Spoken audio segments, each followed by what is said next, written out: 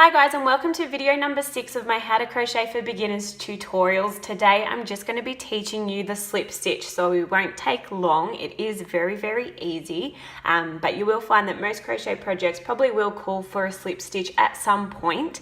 Now the slip stitch is pretty much just used to get from one part of your work to the other without actually creating any extra length or any stitches. Hopefully that makes sense. You will, once we start doing them, see what I mean. So all I've done here is 3 rows of half double crochet purely for example purposes. It doesn't matter, you know, what stitch you've been doing or, you know, what you're making. The slip stitch will work exactly the same for every project. So all I've done here is chained 1 and turned my work. Now to begin the slip stitch, all I'm going to be doing is inserting my hook into that first stitch there, grabbing the yarn from behind, pulling through that first stitch and then through that loop on my hook. So again, insert into the next stitch, pull the yarn through from behind and then straight through that loop on your hook.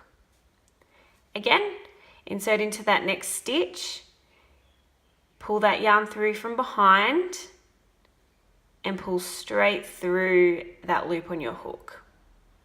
Again, into the next stitch, pull through that yarn from behind and straight back through that loop on your hook.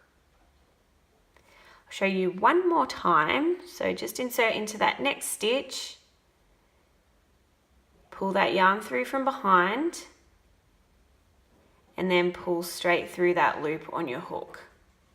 I'll just go ahead now and finish off this row just so then I can show you what it does look like at the end if you were to do a full row of slip stitches. So there we go. Now you will also notice that it does give quite a nice finish along the edge. So if you did make, say, a blanket or a scarf or a cushion or anything really that you didn't really want to add a border to, but you did just want to tidy off the edges a bit, you could just slip stitch around the edges and it would give a nice straight edge just like this. And there we have the slip stitch.